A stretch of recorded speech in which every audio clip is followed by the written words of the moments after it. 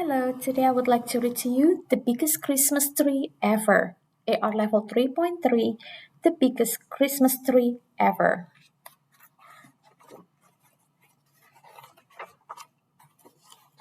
Once there were two mice who fell in love with the same Christmas tree, but you had to see it to believe it. Everyone in Mouseville loved Christmas tree. Every Christmas, families all over town put up the biggest, most beautiful tree they could find.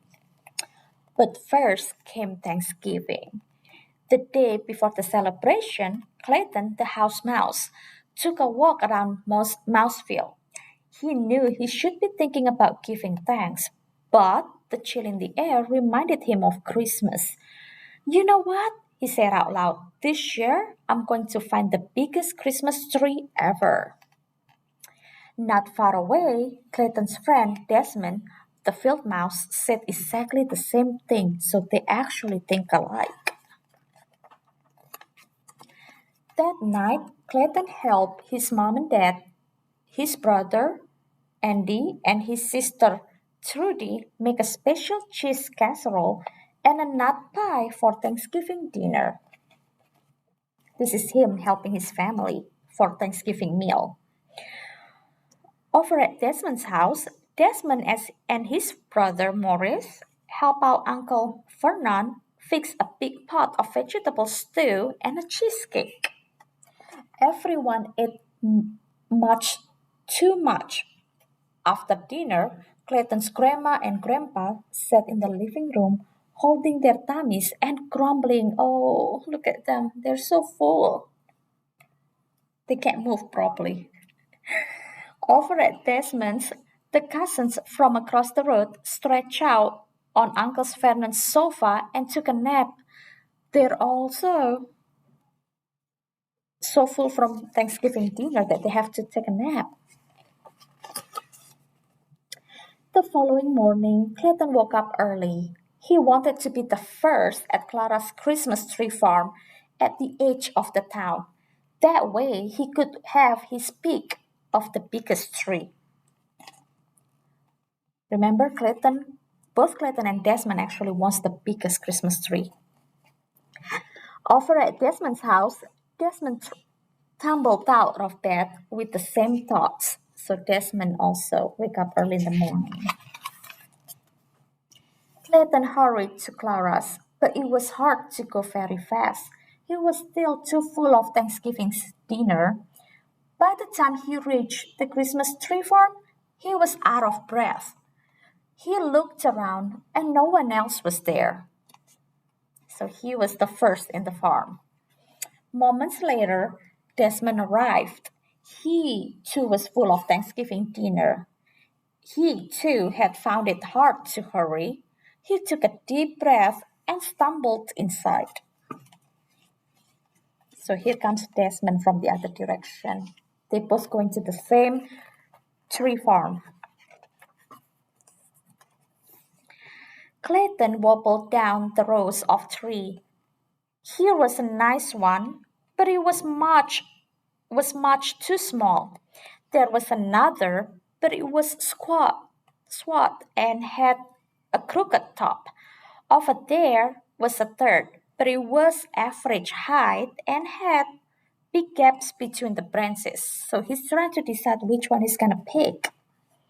Struggling down another row, Desmond was having the same problem. Here is Clayton, and here's Desmond on the other side. Clayton leaned against a tree. It was scrawny and not very tall. I'll never find the tree I want, he said. I'd better go home, Clayton said. And not far away, squinting at another tree, Desmond said, I'll never find the tree I want. I'd better go home.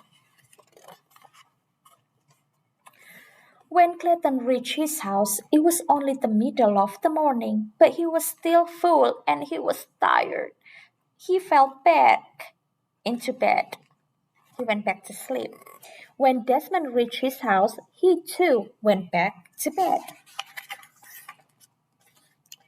Clayton woke up for lunch and spoke to his dad.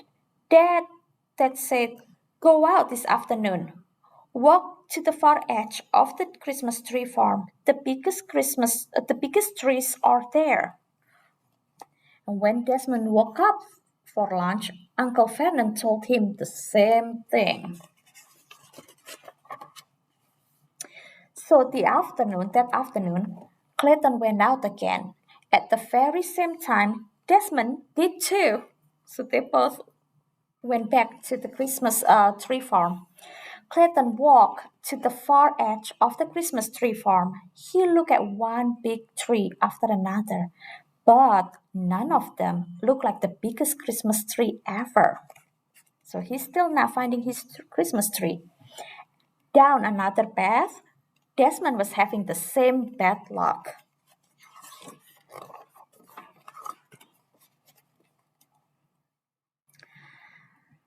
Starting to lose hope, Clayton peered around a very thick trunk, and Desmond peered around the same thick trunk. They bumped heads and fell down. So this is Desmond and Clayton. I bet you're looking for the biggest Christmas tree ever, said Clayton. I bet you're looking for the biggest Christmas tree ever, said Desmond. Why don't we find it together? Said Clayton. Oh, no one said we couldn't, said Desmond. They set out through the rows of trees, and they looked and looked until it was almost dark. Just as they were ready to give up, there it was, a Christmas tree so big and so tall it reaches the sky. So this is the biggest one they finally see it. They found it. How will we cut it down? Clayton asked. It's much too big for the two of us. Where will we put it? Desmond added. It won't fit in my house. It won't fit in your house or mine. So Clayton and Desmond smiled. Our families will help us, they said together. And that is what happened. Clayton's dad and Uncle Vernon come out with their axes, and with the help of Clayton and Desmond, they chopped down the giant tree. So there are four of them now. Oh, look at how many mice is there. Both families called on friends and relations, and together they loaded the tree onto 100 red wagons and pulled it to Clayton's front yard.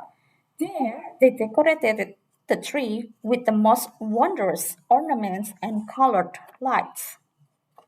It's so big that it takes so many red wagons just to pull it out of the farm. And on Christmas Eve, with all of the mouse field celebrating around it, the biggest Christmas tree ever lit up the entire hillside.